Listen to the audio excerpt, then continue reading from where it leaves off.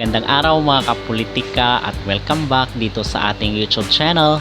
Sa vlog na ito ay ating panunuorin itong naging question and answer portion video ni Miss Atisa Manalo at itong si Nguyen, itong isa sa mga naging judges dito sa Miss Cosmo na naging reason ng pagkatalo at pagkalaglag ng ating pambato dito sa Final 5. Atin itong panunuorin at ikumpara natin kung sino ba ang mas magaling, ito bang si Atisa Manalo or itong si Nguyen, kasi marami nagki-question sa kanya bakit andun daw siya sa panel of judges. Pero bago ang lahat ay huwag kalimutang mag-like at mag-subscribe muna kayo dito sa ating YouTube channel para updated kayo sa ating mga latest issue. So mga kapolitika, ito na po ang video ating panunuorin. At the same time, ating panuorin yung naging video ng question and answer portion ni Miss Vietnam. At kayo na po ang bahalang humusga. Thank you for that question. I do believe that is a really interesting question. I do believe that everything has two sides, and striving expectation, striving to have excellence also is a positive way if you think that is positive.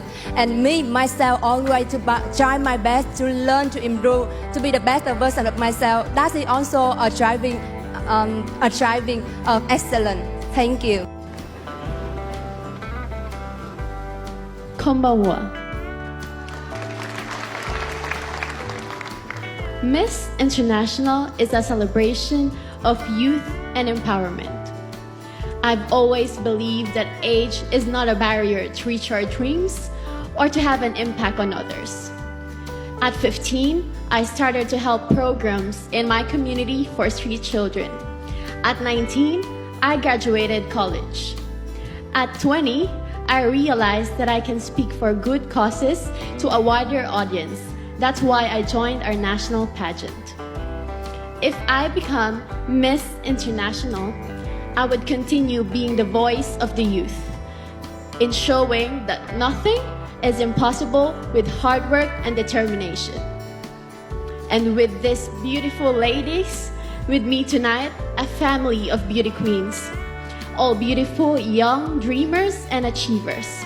We will show the world that it is love, peace, and beauty that we truly care about. And together, we shall make a difference. Domo arigatou gozaimasu.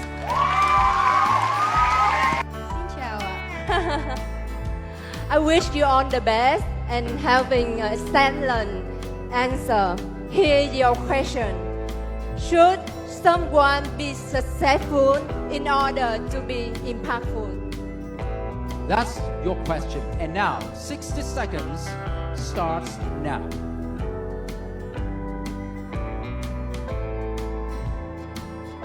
Hello. Excuse me? We don't have.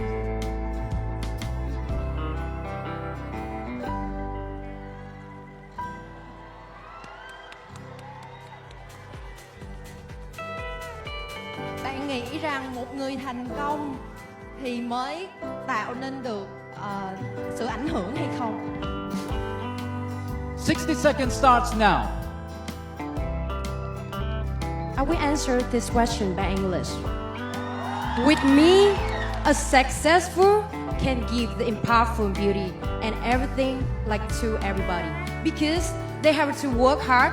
They too do believe in what they want and what they want to do. So when they success, that means they have to do work hard and they do believe in their self, and that's the reason why they can give the inspire to another.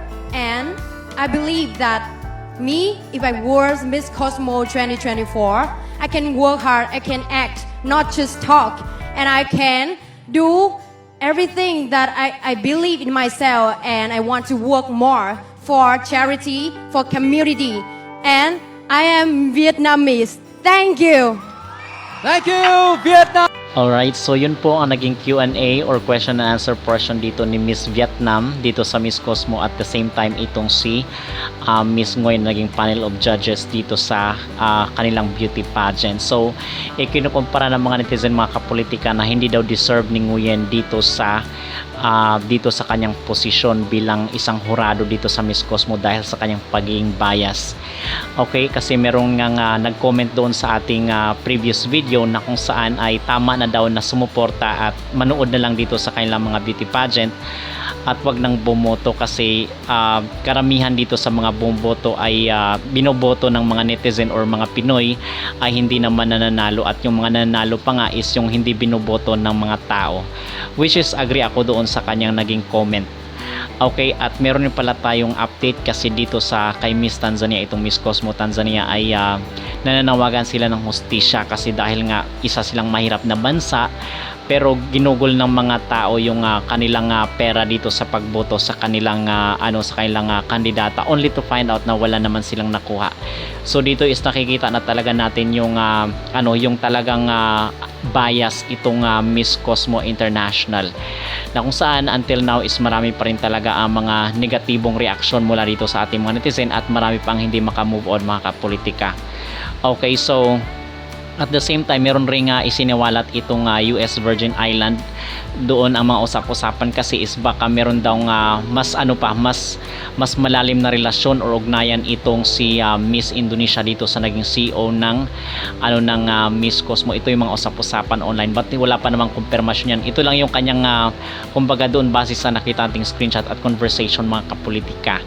Okay, now on the other hand naman is kahapon meron tayong nabasa sa online na isa sa mga update rin dito na kung saan bakit daw talaga natalo itong si Atisa Manalo, kasi doon sa naunang mga araw ay marami ang nagsasabi na nasabotahe daw, nagamit lang daw for promotion, but yung pinakamalalim pala, meron palang talagang rason mga kapolitika bakit na out itong si Atisa Manalo. Tama yung sinasabi ng mga tao na nagamit siya for promotion, but yung pinaka deep daw talaga na reason is meron daw business partner daw itong isa sa mga kumpanya sa Indonesia at itong CEO ng Miss Cosmo.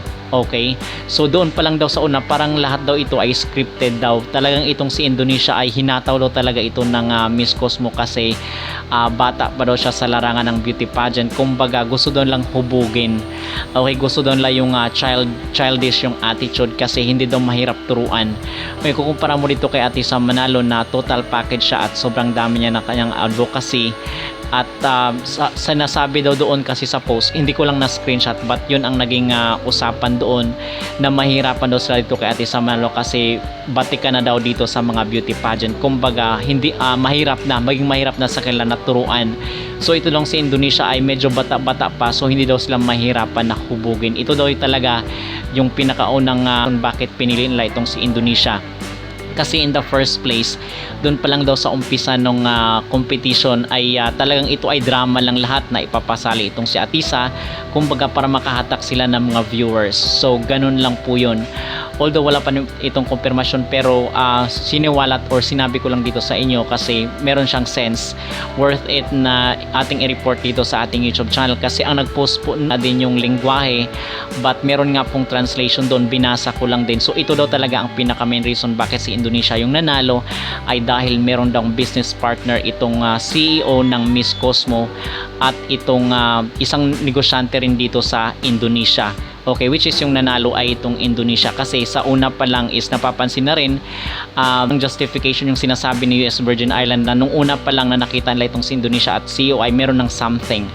Okay, so ganun lang po yun pala mga kapolitika kasi meron palang business partner itong dalawang bansa na ito, itong Vietnam at Indonesia. So far ito yung ating update at mga usap-usapan ngayon online.